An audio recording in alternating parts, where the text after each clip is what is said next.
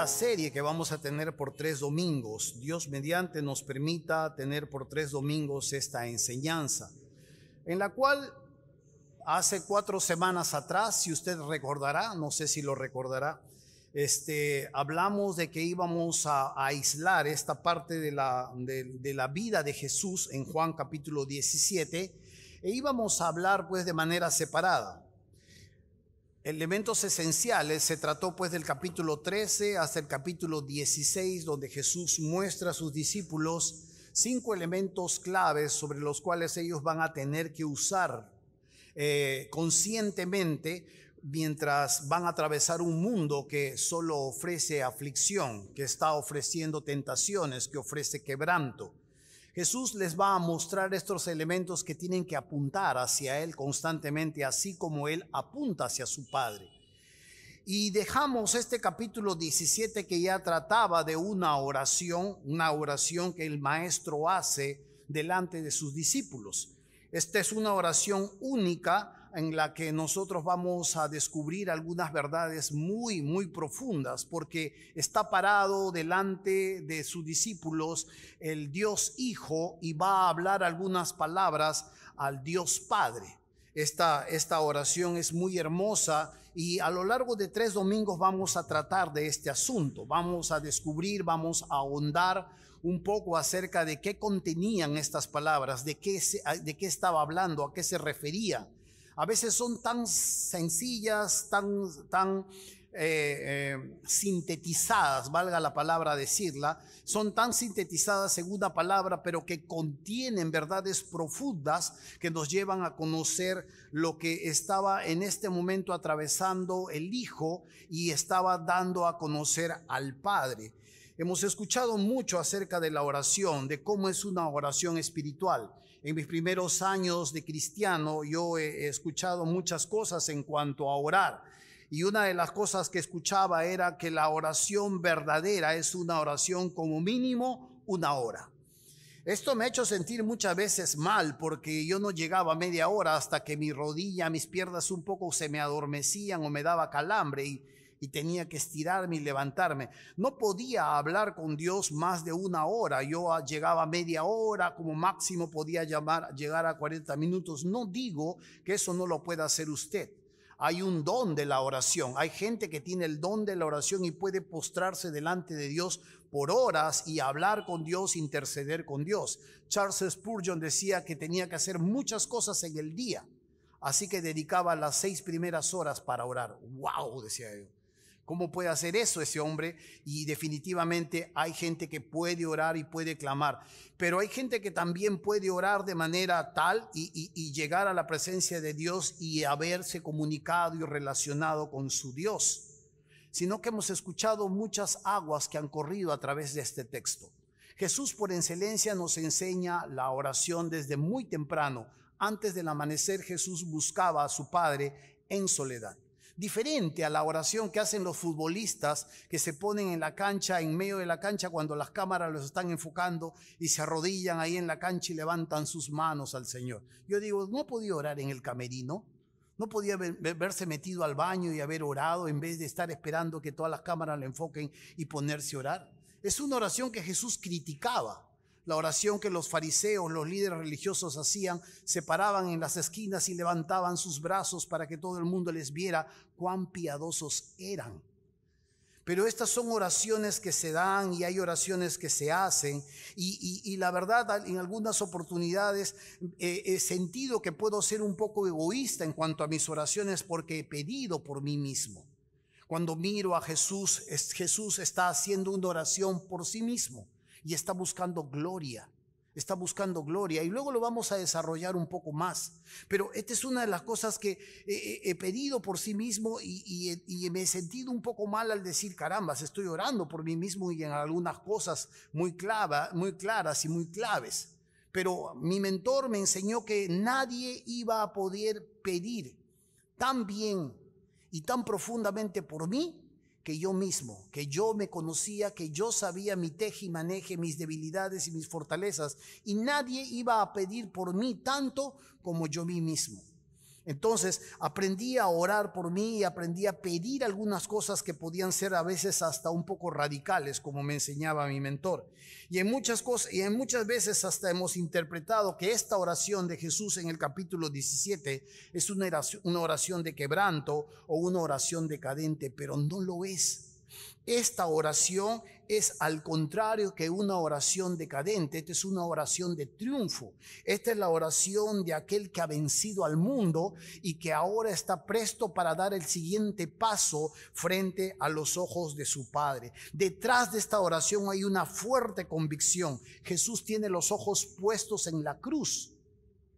Jesús sabe lo que viene a continuación y está orando con una fuerte convicción de lo que se le aproxima, y no lo hace con una mirada de abatimiento, no lo hace con una mirada de tristeza o de quebrantamiento, o al contrario, lo hace con una mirada de esperanza y lo hace con una mirada de gozo. Nos muestra algo muy importante que todos nosotros debemos siempre recabar en medio de esta oración, que la base firme y sólida para todas las razones de consuelo y de esperanza no se encuentra en el hombre, sino se encuentra en el cielo, en nuestro Dios. La base firme y sólida para el consuelo y la esperanza no se encuentra en el hombre, se encuentra en el Dios, en el cielo. Y ahí tenemos que mirar, porque si miramos hacia los costados, si miramos de manera horizontal, buscando esperanza y consuelo en el hombre, tarde o temprano el hombre nos va a desilusionar. No digo que usted no puede confiar, no digo que usted puede esperar algo bueno de su pareja, de su compañero, de sus hijos, pero ellos son falibles al igual que tú y al igual que yo.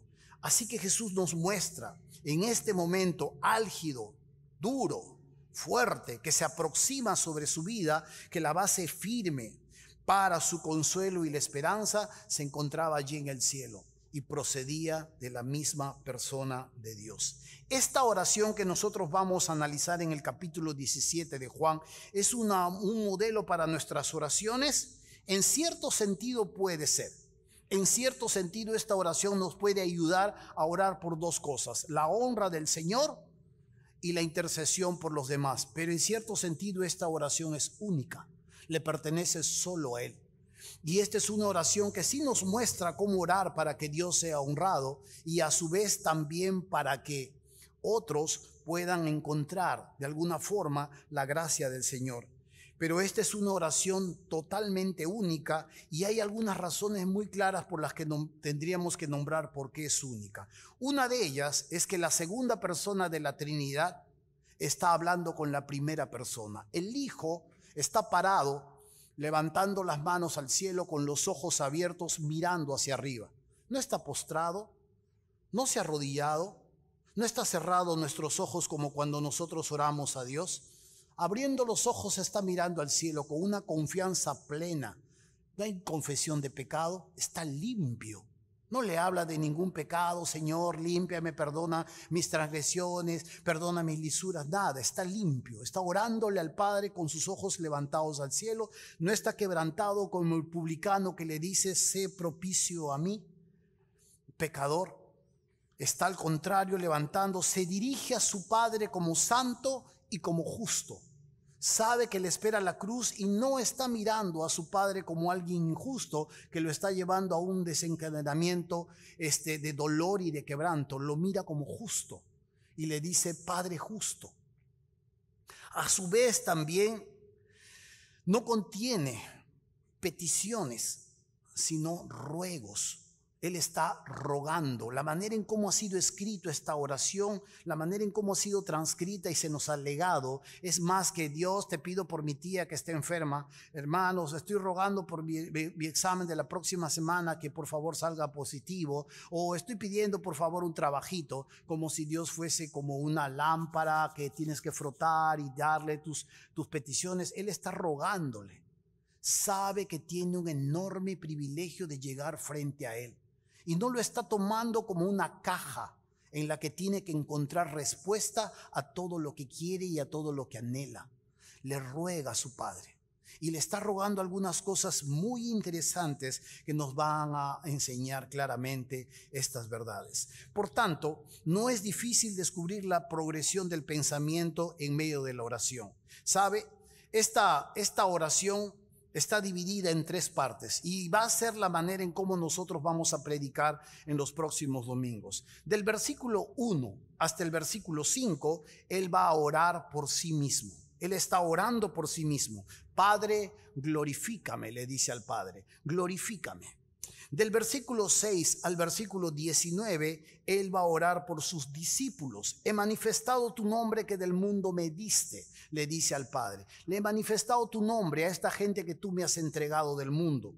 Y la tercera oración que él hace, o la tercera parte de la oración, está orando por ti y está orando por mí. Desde el versículo 20 hasta el versículo 26 le dice: no solo pido por estos, por sus discípulos, sino también por los que han de creer por la palabra de estos.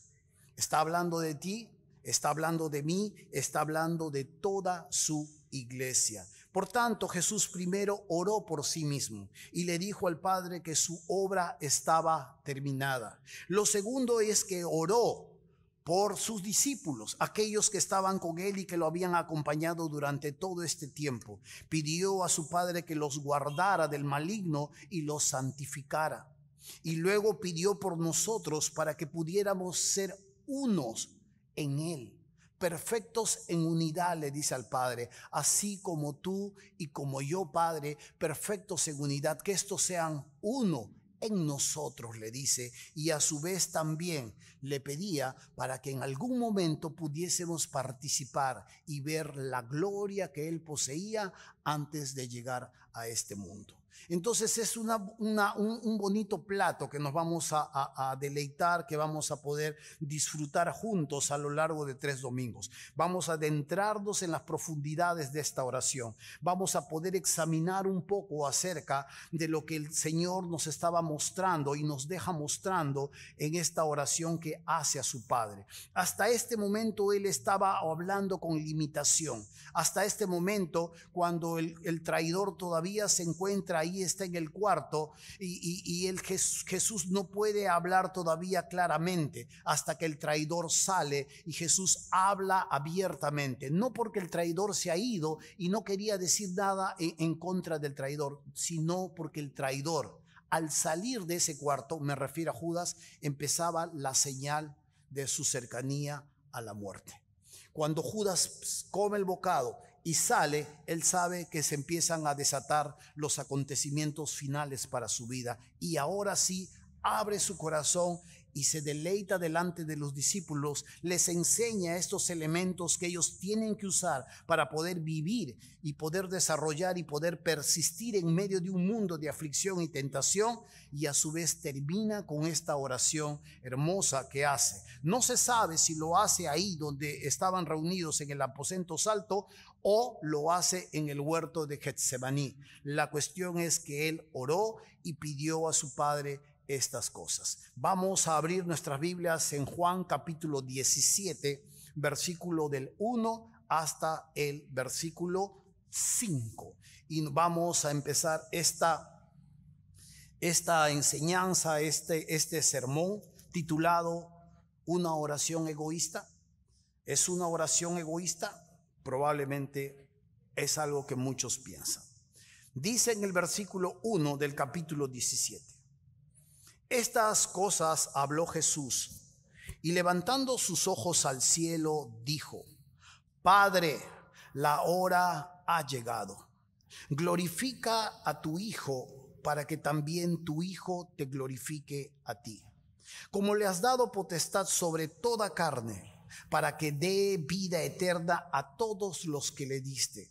Y esta es la vida eterna, que te conozcan a ti, el único Dios verdadero, y a Jesucristo a quien has enviado. Yo te he glorificado en la tierra, he acabado la obra que me diste que hiciese. Ahora pues, Padre, glorifícame tú al lado tuyo con aquella gloria que tuve contigo antes que el mundo fuese. Acompáñeme a orar para que terminemos y le entreguemos al Señor estos 3 domingos y que Dios hable a nuestros corazones como Él solamente sabe hacerlo. Oremos. Venimos delante de tu presencia, no en nuestros méritos, no en nuestros logros, no en nuestra inteligencia ni nuestra sagacidad. Tú sabes claramente que estas cosas terminan siendo contradictorias. Nuestros labios que te alaban terminan muchas veces hablando cosas deshonestas y haciendo cosas también de la manera similar. Nuestras manos que dan de comer al hambriento muchas veces toman lo que no es nuestro. Y no venimos en nuestros méritos, venimos en los únicos méritos que tu Hijo ha ganado en la cruz. Venimos en la sangre derramada sobre el Calvario, esa sangre preciosa que nos ha limpiado, nos ha bañado y nos ha posicionado delante de ti con toda seguridad. Venimos por fe, no venimos en acciones. Venimos sabiendo lo que tú has logrado y has hecho y nos has descrito en las Escrituras. Y venimos, Santo Dios, confiados y anclados en esos méritos. Y queremos rogarte que estas enseñanzas que vamos a tener a lo largo de los domingos sean librados del maligno. Que nuestros corazones puedan alinearse a lo que nos vas a enseñar. Que nuestra vida delante de ti pueda crecer y perfeccionarse. Que nuestros deseos y peticiones puedan encontrar verdaderamente el sentido de por qué abrimos nuestra boca delante de ti. Y oramos, Santo Dios, para que en tu gracia y tu misericordia, si deseas salvar vidas, las salves. Si deseas tocar vidas para arrepentimiento, lo hagas. Y si deseas también, Padre Santo, llevar a cabo el siguiente paso para nuestros propios corazones, así se cumpla, Señor. Oramos, Santo Dios, para que tú nos permitas no solo comprender, sino hacer aquellas cosas que nos vas a mostrar. Muéstranos ahora, pues, a través de tu Espíritu y tus palabras, todas estas verdades que se encuentran inmersas en la oración que tu Hijo te hizo hace muchos siglos atrás. Aún están vigentes, aún nos sirven, aún nos enseñan, nos adiestran y sé que también nos conducen a ti. Sea hecho esto siempre en el nombre de Jesús, tu Hijo. Amén. Cuando uno mira estas verdades del capítulo 17, va a tener que retroceder un poco hasta el versículo último del capítulo 16. En el capítulo 16, Jesús ha estado hablando a sus discípulos que están entristecidos por los acontecimientos que se vienen. Ellos están un poco compungidos por el dolor de que el maestro dice que me voy. Y él les termina diciendo en el capítulo 16, versículo 33, les dice: estas cosas os he hablado para que en mí tengáis paz. En el mundo tendréis aflicción, pero confiad, yo he vencido al mundo.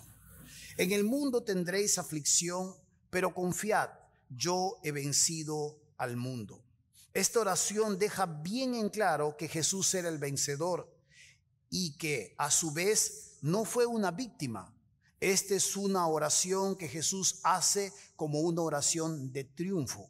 No es una víctima, no está quebrantado por el dolor, sino sabe que vienen momentos fuertes y anima a que sus seguidores, que ahora están confundidos, que están acongojados, a que confíen.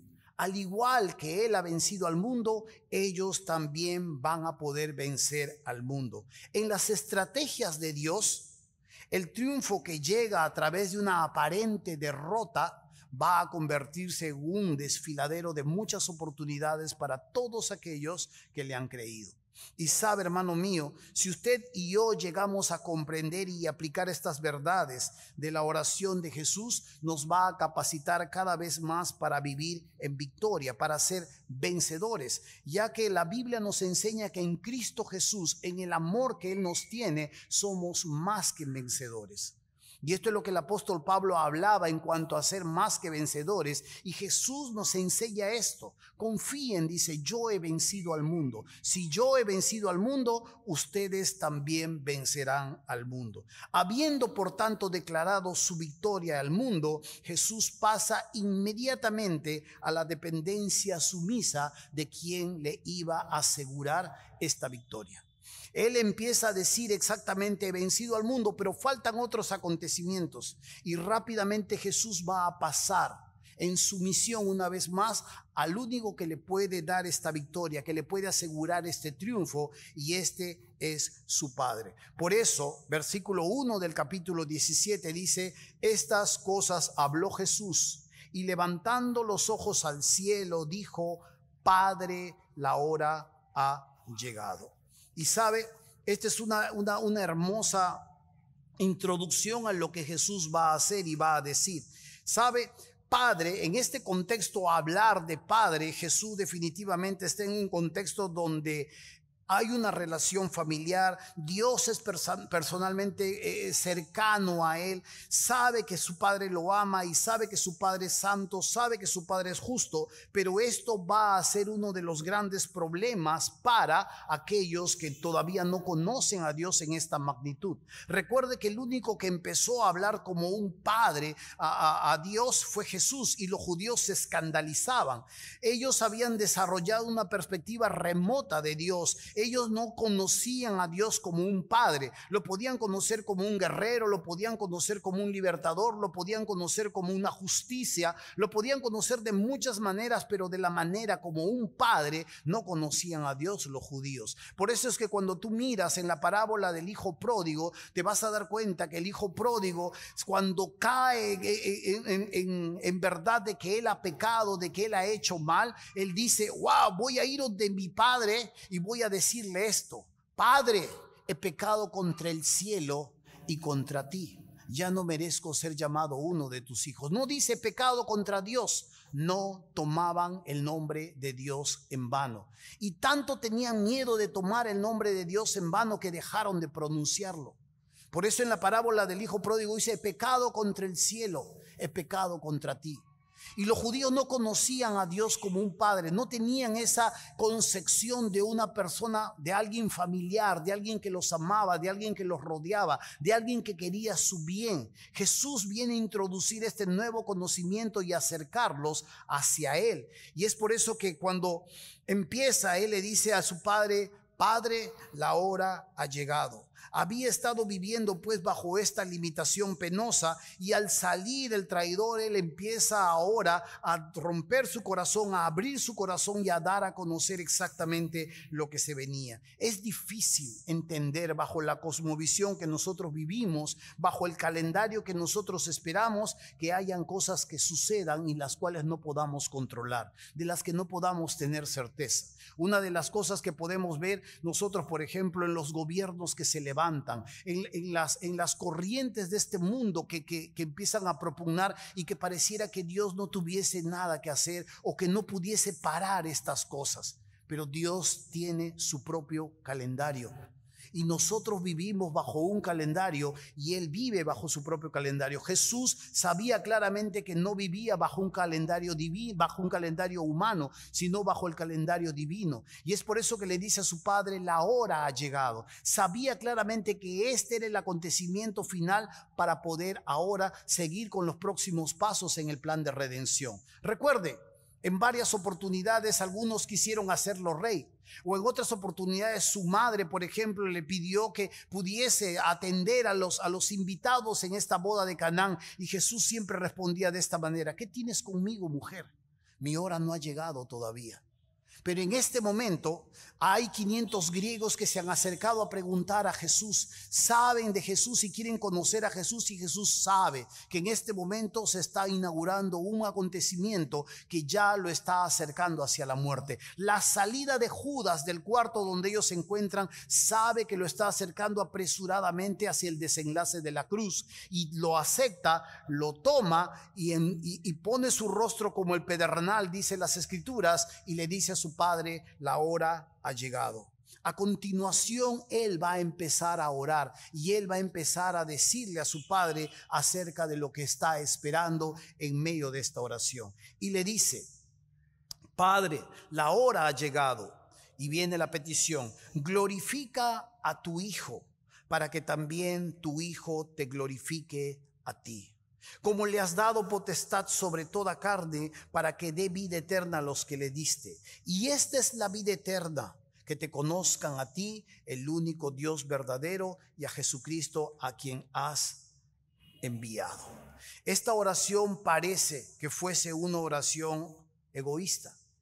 Los estandartes, los defensores del nuevo ateísmo, toman esta oración de Jesús para decir que este Jesús tenía una oración centrada en sí mismo. Definitivamente las personas que no tienen al Espíritu Santo van a ver muchas cosas acá y no van a poder comprender la profundidad de todo esto. Pero el nuevo ateísmo dice que esta es una oración egoísta de Jesús ante el inminente destino que le espera frente a un Dios sanguinario que solo quiere la muerte de él. Y él va a buscar, aquí dice, su propia honra, su propia gloria. Pero cuando uno mira las Escrituras se va a dar cuenta que a simple vista pareciera que Jesús está buscando honra. Padre, hónrame en la tierra. Hónrame en la tierra. Pareciera que le dijera.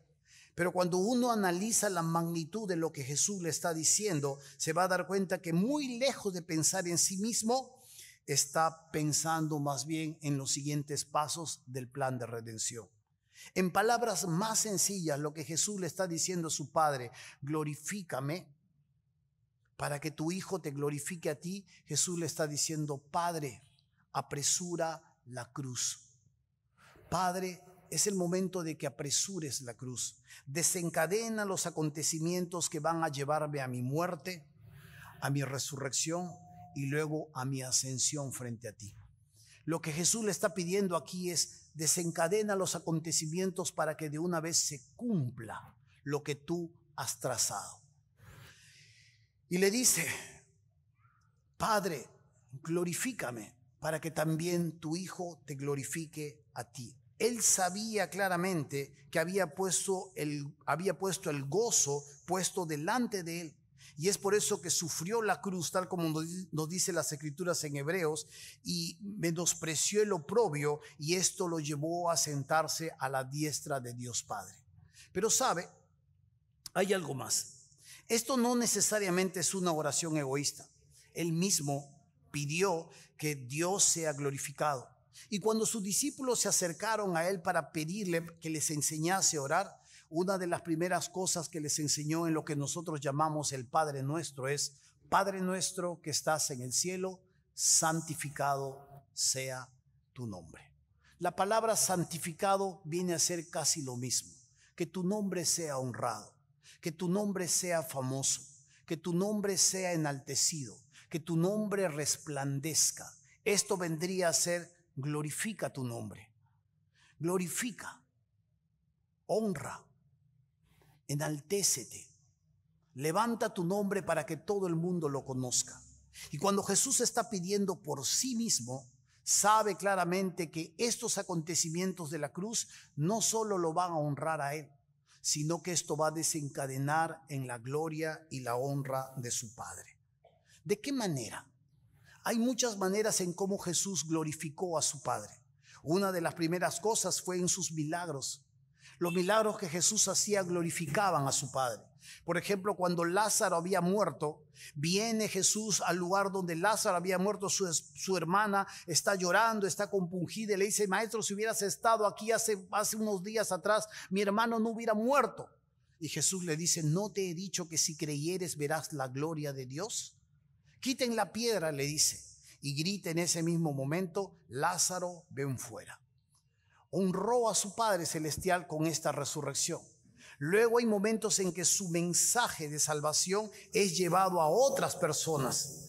Él les dice muchas veces: las palabras que yo hablo no las hablo por mi propia cuenta, sino el Padre que mora en mí, ese es el que habla y ese también es el que hace las obras. Lo va a decir en otra oportunidad.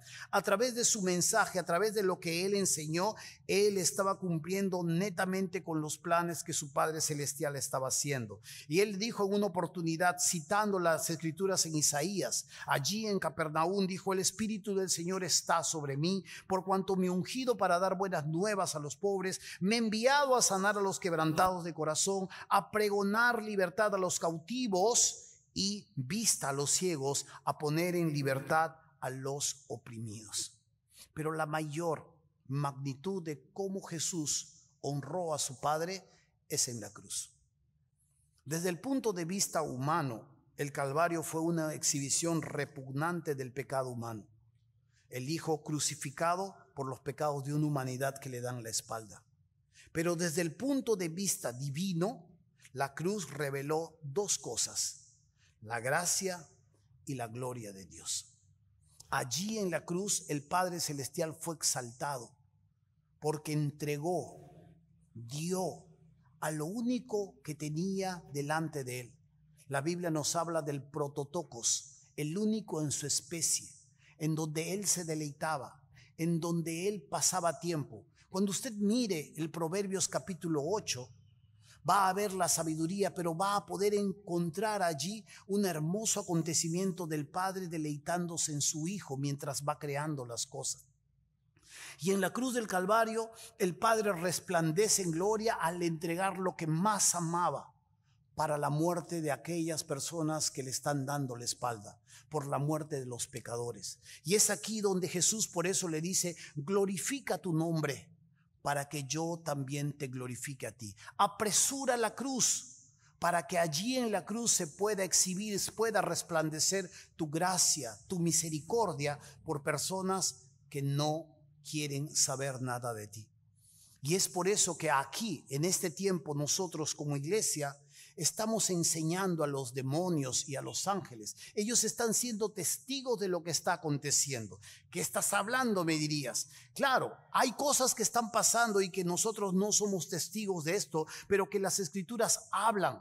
Cuando hubo rebelión en los cielos, una de las cosas que primero sucedieron es que Dios creó a sus ángeles, incluyendo a sus querubines, santos y puros, sin pecado. Y cuando Satanás cayó y arrastró a una gran cantidad de criaturas celestiales con él, ellos no fueron tentados de esta manera porque eran santos y puros. Decidieron seguir el engaño. Los que se quedaron fueron confirmados en santidad. Y ellos en este momento están aprendiendo de nosotros. Personas limitadas, contradictorias, personas que de alguna manera vamos necesitando de la gracia de Dios, y Dios está mostrando a sus criaturas celestiales cómo va obrando a través de su gracia y de su misericordia para con nosotros, y cómo va obrando cada vez más y va perfeccionando y va llevándolos en amor. Y ellos están aprendiendo esta verdad de Dios, este atributo de Dios que nunca lo habían entendido y nunca lo habían conocido. Ellos aprenden de nosotros. Así que cuando la iglesia se une, perdona, ama, restaura a una persona, ayuda, se complementa, se solidariza con alguien, alcanza al pordiosero, viste al desnudo, perdona al que ha caído, los ángeles están siendo perfeccionados en la gracia del Señor. Qué difícil es cuando la iglesia se vuelve un ejército que dispara solamente a sus heridos, los maltrata, los castiga y los exhibe como una vergüenza. ¿Dios hace eso contigo? No lo hace. Y a veces algunos quieren que corra sangre en el río, pero Dios está perfeccionando a sus criaturas y les está mostrando su gracia, les está mostrando su misericordia a través de criaturas tan falibles como nosotros. Por eso es que cuando Padre le pide a su Hijo: Padre, glorifícame para que yo también te glorifique a ti, definitivamente la gracia y la misericordia de nuestro Padre Celestial resplandece allí en la cruz. Lo que se llega a saber finalmente es esto: yo entrego a mi Hijo para la muerte de todos aquellos que en algún momento puedan creer en Él. Jesús lo dijo: y si yo fuere levantado, hablando de la cruz, a todos atraeré a mí mismo. Y aquí el amor del Padre Celestial, la gracia y la misericordia resplandecen por una humanidad que ni siquiera lo está pidiendo. Porque aun cuando éramos pecadores, Cristo murió por nosotros y fue entregado por su Padre. Pero Jesús no solo está pidiendo honra aquí en la tierra, la cruz, sino Jesús está pidiendo a su Padre su honra en los lugares celestiales. Él le dice en el versículo 5, le dice: ahora pues, Padre, glorifícame tú al lado tuyo con aquella gloria que tuve contigo antes que el mundo fuese. Yo te he glorificado, dice el versículo 4, en la tierra.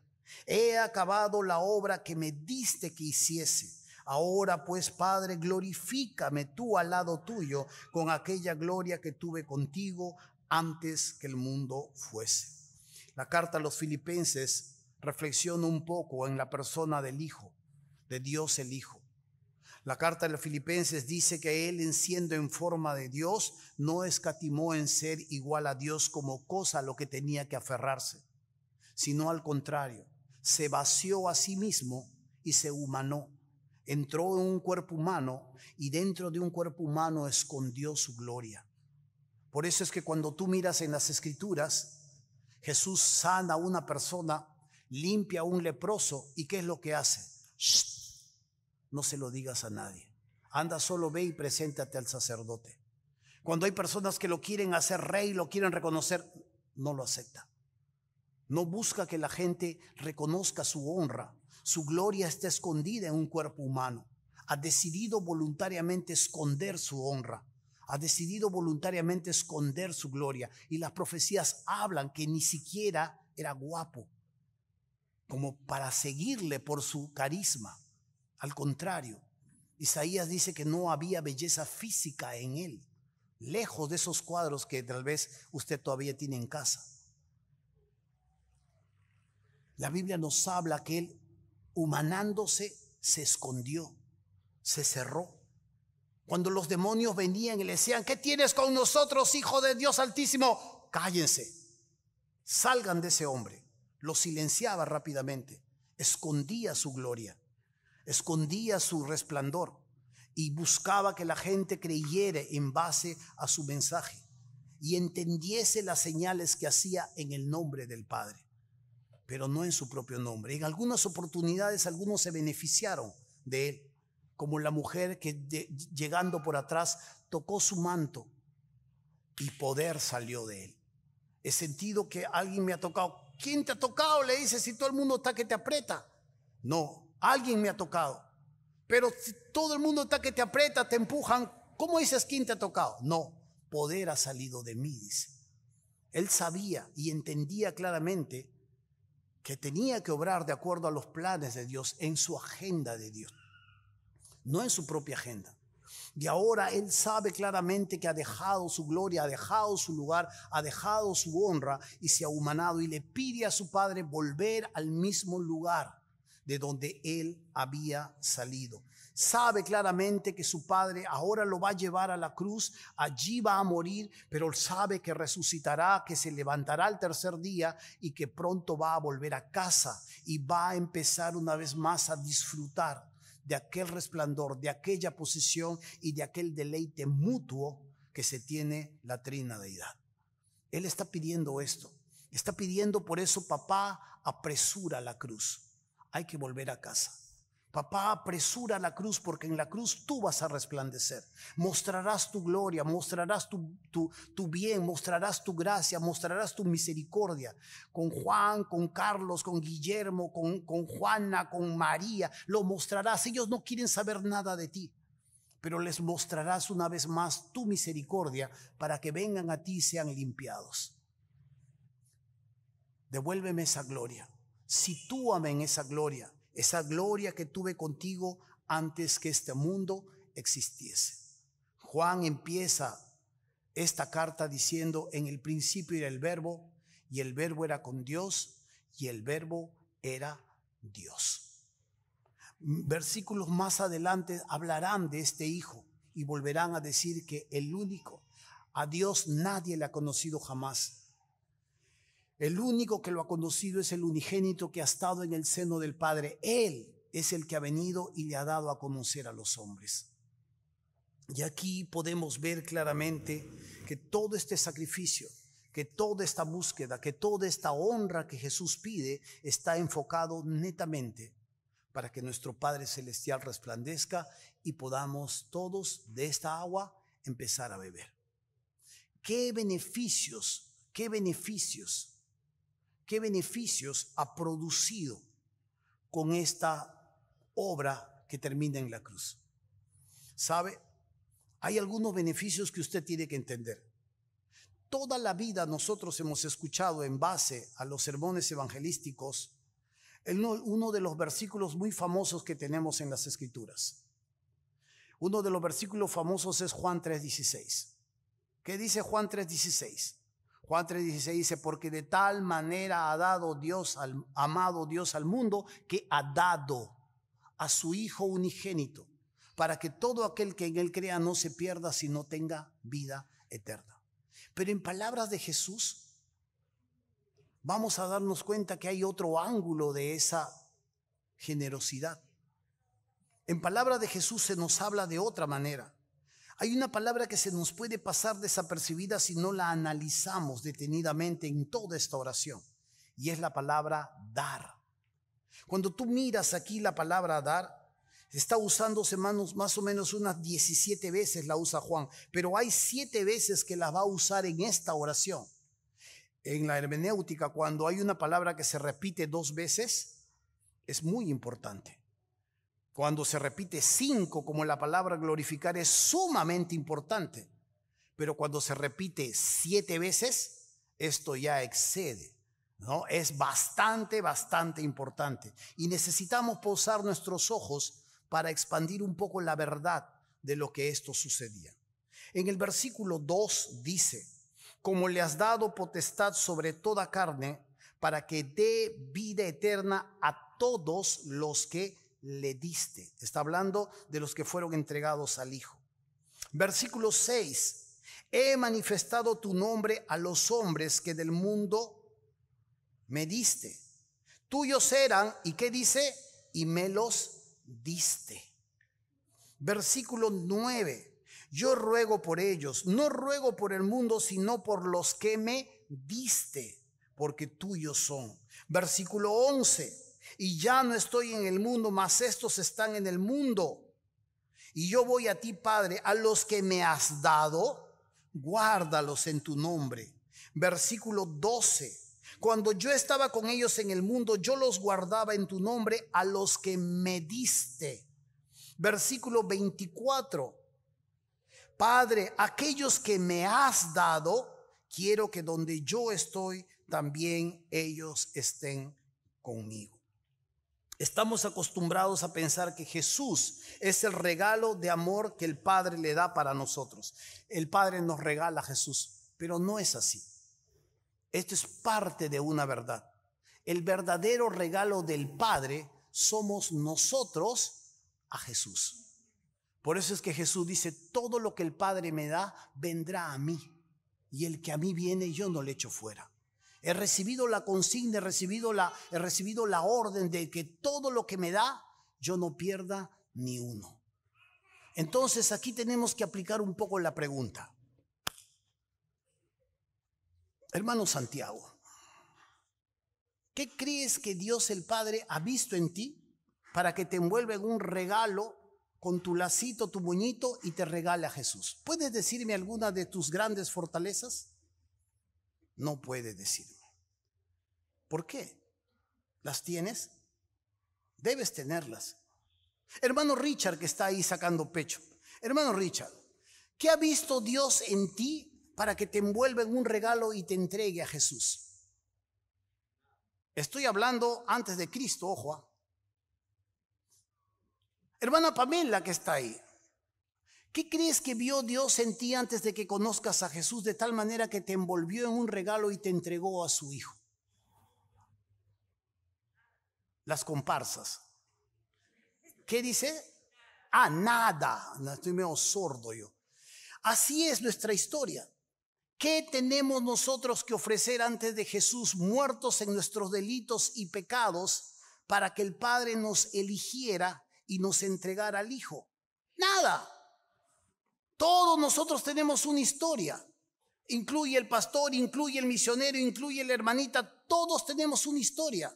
Nadie aquí puede jactarse, nadie aquí puede decir yo lo merezco, mira mi capacidad, mira mis dotes, mira mi inteligencia, mira mi habilidad. Nadie puede decir al Padre Celestial, carambas, de verdad yo reunía los méritos para que tú me entregues a Jesús. Somos un regalo de Jesús.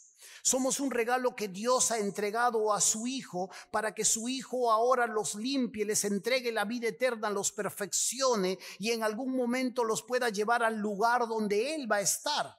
Me estoy adelantando a la próxima prédica. Pero somos un regalo que el Padre Celestial ha entregado a su Hijo y definitivamente, como dice la carta a los Corintios, lo necio, lo vil y lo menospreciado del mundo escogió Dios. Es la misma palabra cuando nosotros vamos a entrar a una palabra muy picante de la elección. No es el sermón aquí, en algún momento lo vamos a enseñar. Pero solo Dios sabe de qué manera eligió a unos, tocó a unos y los entregó a su Hijo. En ese estado en el que nos encontrábamos y su Hijo nos ha recibido y ahora somos su pueblo. Claro está, si usted realmente conoce a Cristo como su Señor y Salvador. No le estoy hablando si usted asiste a la iglesia. Somos su pueblo y somos parte de ese regalo.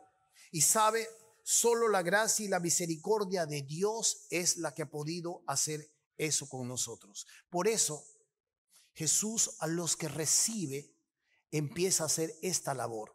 Dice en el versículo 2, como le has dado potestad sobre toda carne.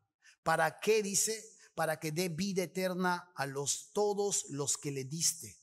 Y esta es la vida eterna, que te conozcan a ti, el único Dios verdadero, y a Jesucristo a quien has enviado. La vida eterna es el regalo de Dios a todos los que llegan a creer en su Hijo. En este mundo ya empezamos a experimentar la vida eterna. ¿Y de qué manera? Según el versículo 3 dice, y esta es la vida eterna, que te conozcan a ti, el único Dios verdadero, y a Jesucristo a quien has enviado. Participar en este mundo de la vida eterna es conocer al Padre Celestial. Y es por eso que aquí hay un alto. Si tú has conocido a Cristo, si tú has recibido al Señor en tu corazón, tienes que seguir profundizando en el conocimiento de Él. Están diseñados los discipulados en diferentes fases para que te relaciones, para que disfrutes de esa vida. Aún todavía nuestros cuerpos no han sido glorificados. Esta es la etapa final, cuando nuestros cuerpos sean cambiados y se nos entregue el cuerpo inmortal, cuando se nos entregue verdaderamente y culmine la redención. Pero ahora conocer y disfrutar de la vida eterna es aprender del Cristo, aprender de Jesús, aprender del Padre. En este momento estamos profundizando un poco más en cuanto a su lenguaje, en cuanto a lo que incluye. Y entrar a un discipulado, separar tu tiempo para instruirte, para aprender, para crecer, va a permitirte en el momento cuando resplandezcas delante del Señor y lo veas cara a cara tal como Él es, tú sepas que esa persona no es solamente un desconocido para ti, no es el flaco que lo colgaron en la cruz, sino aquel que es más grande que los cielos y los cielos y los cielos, y que nada lo puede contener, que es el creador de todo. Y cuando tú llegues a Él con conocimiento más profundo de su ser, aprenderás que el que tienes delante de ti no es solamente una religión, sino el Dios que te rescató, y conocerás tanto de Él y profundizarás tanto en su persona, que no será un extraño cuando te postres delante de Él, sino será alguien tan familiar hacia ti. Por eso es que necesitamos seguir creciendo en el conocimiento y en la gracia del Señor Jesucristo. Para algunos esto es una obligación. Para algunos a veces esto es como si les estuvieran mandando al colegio sin lonchera. Para algunos esto puede ser hasta tedioso, pero en algún momento, si tú eres un hijo de Dios, lo vas a comprender. Vas a comprender la ignorancia, vas a comprender tu desidia y vas a comprender tu negligencia de disfrutar la vida eterna en este mundo, conociendo a Dios, conociendo a su Hijo, y cuando te presentes delante de Él, muchos se sentirán avergonzados, a pesar de que ya van a ser salvos. Por eso es que esta es la vida eterna: conocer al Hijo, conocer al Padre, profundizar en su ser, entender más profundamente quién es Él, qué busca, qué quiere, qué desea.